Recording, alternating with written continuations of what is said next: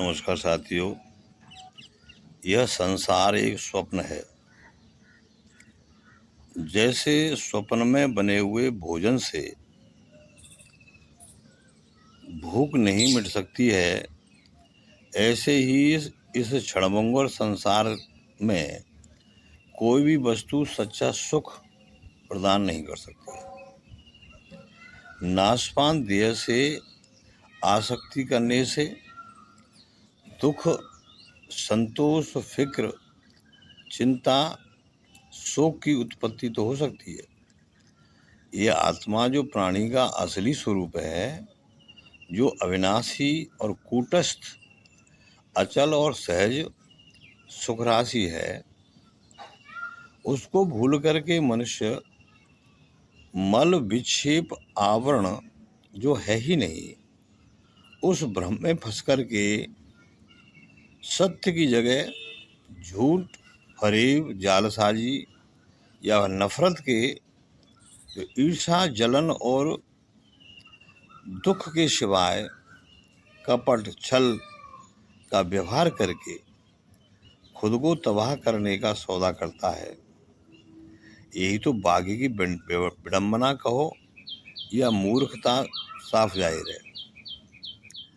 आप जो भी करते हैं सब कुछ आपको पता है, फिर भी आप अपनापन बन करके खुद को धोखा देते रहते हो। गलत कार्य के लिए आज नहीं तो कल पछताना ही पड़ेगा। यह संसार एक स्वप्न के समान है। यहाँ तो सराय के समान आना जाना बना ही रहता है। जैसे सराय में लोग आते जाते रहते हैं, यहाँ किसी की कोई स्थायी जमीन नहीं है।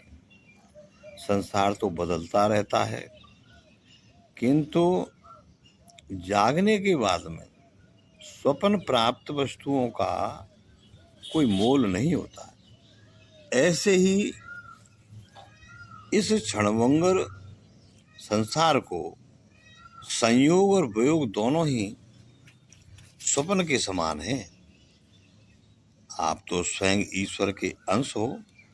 आप खुद को पहचानो, लोगों से वही व्यवहार करो जो तुम चाहते हो, वही देखो जो तुम देखते हो।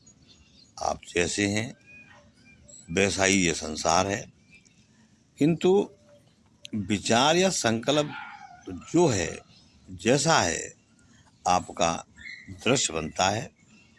किंतु यह दृश्य भी तो स्थायी नहीं है। आज ही स्वयं आप ही स्वयं स्थायी हो, अतः खुद को पहचानो। इसके लिए तुम्हें सत्य की साधना करना जरूरी है। वह है ईश्वर या खुद की आत्मा का भरोसा होना, ईश्वर में श्रद्धा का होना। सब मार्ग पर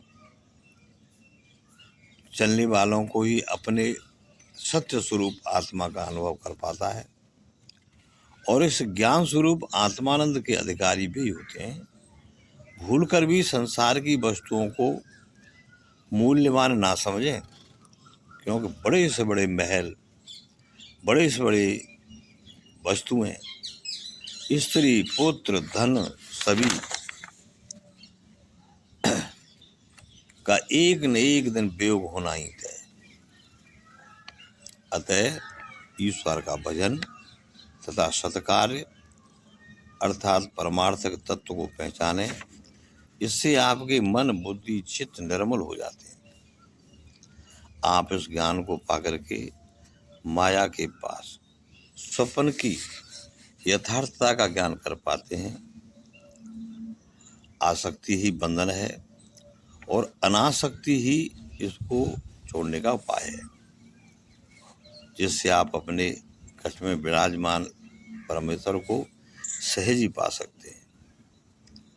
अतः तुम्हें और हमें सकारात्मक रुख अपनानी चाहिए और सत्य मार्ग पर चलना चाहिए।